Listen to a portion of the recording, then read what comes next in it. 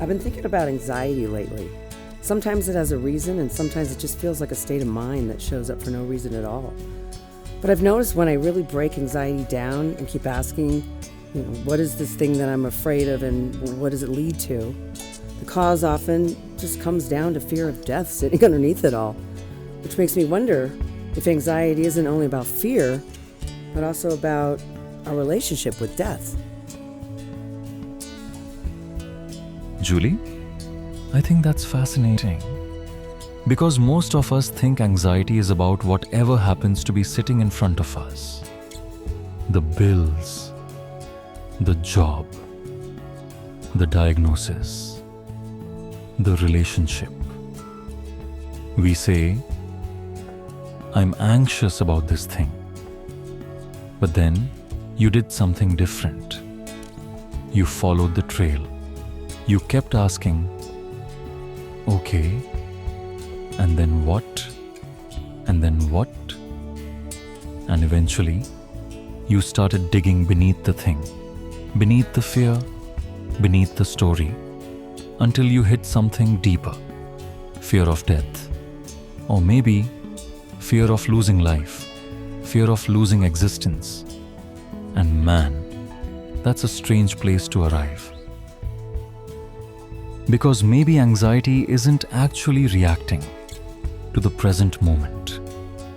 Maybe anxiety is our ancient survival system, running simulations, running little emergency drills, trying to protect us, because somewhere deep in the wiring, our brains still think we're standing in the woods.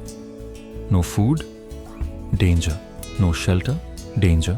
No tribe? Danger. And maybe part of us still reacts, like winter is coming and wolves are nearby. Even if we're just answering emails, or sitting in traffic, or worrying about a meeting on Tuesday. But then, you wandered into something weirder. Because if anxiety often comes down to fear of death, then another question appears. How do we actually feel about death? Because two people could walk down the exact same trail, same fear, same circumstances, same destination. And one person says, that's terrifying. And another says, maybe that's peace. And suddenly, the anxiety changes. Not because reality changed, because meaning changed. And maybe that's the part that bends my brain a little. Because maybe anxiety isn't always asking, what are you afraid of? Maybe sometimes it's asking, what do you believe? What do you think death means? What story are you carrying? Because if the roots underneath anxiety really do reach all the way down there, then maybe understanding anxiety isn't just about calming down. Maybe it's about exploring the deepest things we believe about being alive. And man, that feels like a whole other road. So now I start wondering something. If anxiety sometimes acts like a trail, and if following that trail eventually reveals beliefs, stories, and assumptions hiding underneath, then maybe the next question becomes, how do we actually look at those stories? Because most of us don't walk around saying, ah yes, today I shall inspect my subconscious architecture. We don't do that. We just feel bad. We feel anxious. We feel tension. We feel fear. And we assume, well, I guess this is reality. But maybe anxiety is doing something else. Maybe anxiety is tapping us on the shoulder. Maybe it's saying, hey, come look at this. There's something under the floorboards. Because hidden underneath anxiety, there may be little beliefs quietly running the show. Beliefs like, if I fail, I'm unsafe. If I lose this, I'm ruined. If things change, I'll be destroyed. And the weird thing is, we usually didn't consciously choose those stories. We inherited them from parents, experiences, culture, pain, fear, life. So maybe the first step isn't fixing anxiety. Maybe it's curiosity. Maybe it's slowing down long enough to ask, okay, what am I believing right now? What story am I telling? What outcome am I assuming? And then maybe, is that actually true? Not, can I prove it wrong? Just, is it absolutely true? Because sometimes the first crack in the wall is simply noticing the wall exists. And maybe after that, another question appears. Where did this story come from? Because maybe you've been carrying around some old script for 40 years. Maybe it was handed to you by somebody else. Maybe you picked it up during pain. Maybe it protected you once. Maybe it even helped you survive. But survival stories aren't always forever stories. And if you do find a story that no longer fits, then maybe you don't attack it. Maybe you don't wrestle it to the ground. Maybe you simply notice it, like, oh, there you are. I didn't realize you were driving.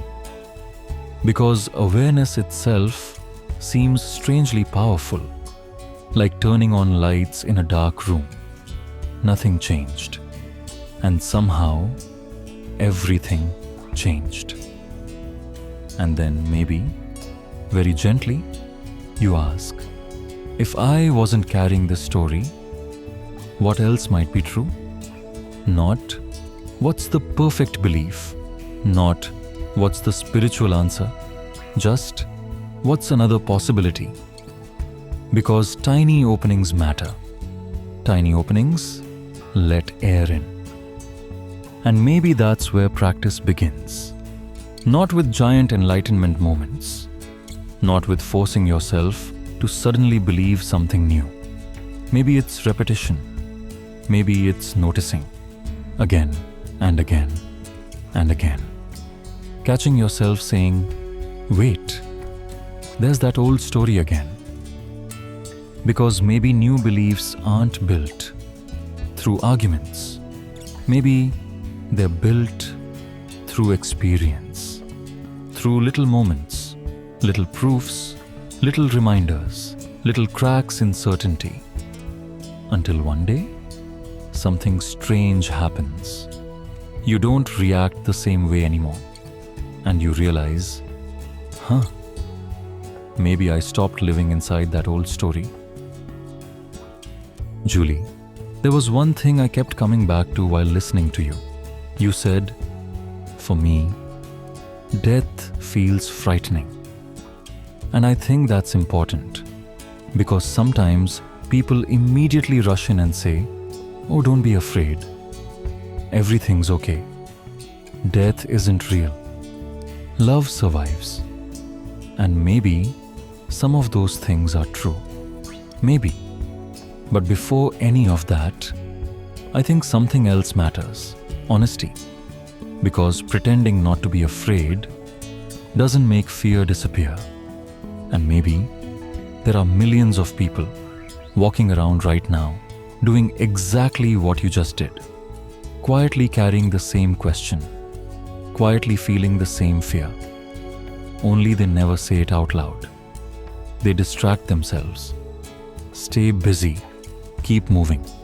Keep scrolling. Keep planning. Keep working. Because saying, I'm scared of dying, can feel like opening a door most people don't want to open. But you opened it. And there's something brave about that. Because maybe fear doesn't always want answers. Maybe sometimes fear wants company. Maybe it wants someone sitting beside it saying, yeah, I see you. You're here. Because human beings have been sitting around campfires for thousands of years, looking up at stars, wondering the exact same thing. What happens? Where do we go? What does this all mean? You're not standing outside the human experience here. You're standing right in the middle of it. And I wonder something. What if the goal isn't stop being afraid of death? What if that's too big? Too impossible? Maybe the goal is smaller. Maybe the goal is, can I become a little more curious? Just a little. Because fear closes doors. Curiosity opens them.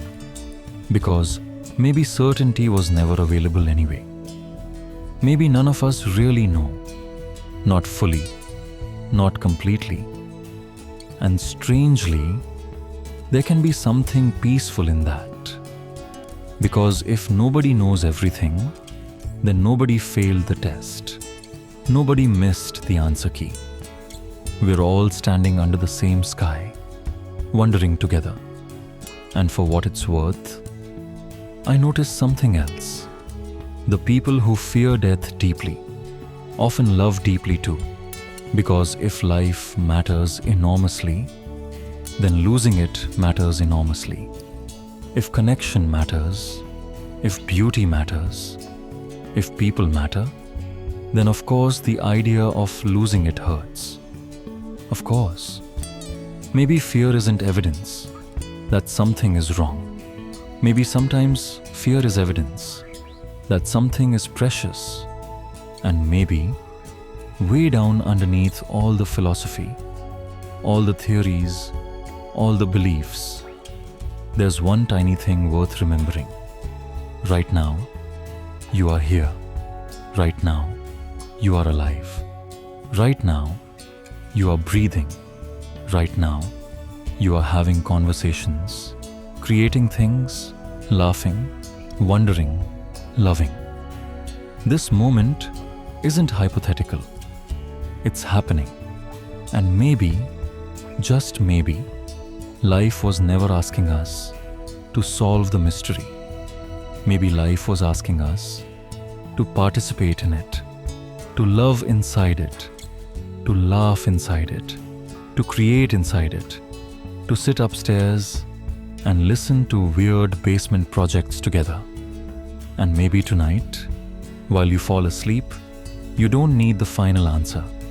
Maybe tonight, it's enough to know you're not wandering alone. And Julie, this part is for you. Because somewhere along the way, you said something incredibly honest. You said, there seem to be two kinds of people. The ones who can look toward death and somehow stay relatively okay, and the ones who feel real terror around it. And you said, I'm that second kind. First of all, that kind of honesty deserves respect. Because a lot of people wear armor. A lot of people act fearless. A lot of people build philosophies and certainty and noise around themselves. But underneath, many are quietly carrying the exact same fear. You just said it out loud. And there is something beautiful about that. Because fear of death isn't weird. It isn't failure. It isn't weakness. It may simply be love wearing a mask. Because what are you really saying? You're saying, I love this. I love being here. I love the people I love. I love laughter and music and mornings and dogs and coffee and weird little ordinary Tuesdays. I don't want to lose this. Of course that hurts. Of course it scares you. How could it not? But maybe, just maybe, the deepest question isn't, what if it all disappears? Maybe the deeper question is, what if love has never disappeared once? Think about it. Your childhood vanished. But somehow it didn't. People you've loved changed. Relationships changed. Versions of you disappeared. Entire worlds came and went. And yet, something kept traveling through all of it. Some quiet thread, some feeling of I, some witness, some presence. Not the same personality, not the same body, not even the same thoughts, but something strangely continuous. Something that keeps saying, yep, still here. And none of us can prove exactly what that mystery is. But we can notice it. We can feel it. And Julie, if consciousness is stranger than we understand, if love is deeper than we understand, if reality itself is more mysterious than we understand, then maybe the door you've been staring at your whole life is not a brick wall. Maybe it is a horizon. And horizons are strange things. They always look like endings from far away. Until you get there, then they become beginnings. And meanwhile, right here, today, before any cosmic answers arrive, look around. You're here. You're breathing. You're inside the miracle already. Not someday. Not after understanding everything. Now. This ordinary Tuesday of existence. This ridiculous, beautiful cosmic accident or divine dance or whatever the hell this thing is. You are in it. And maybe, just maybe, you do not have to solve death tonight. Maybe tonight, you only have to live. Maybe tonight, you laugh at something dumb. Maybe tonight, you hold somebody's hand. Maybe tonight, you hear a song and get chills for absolutely no reason.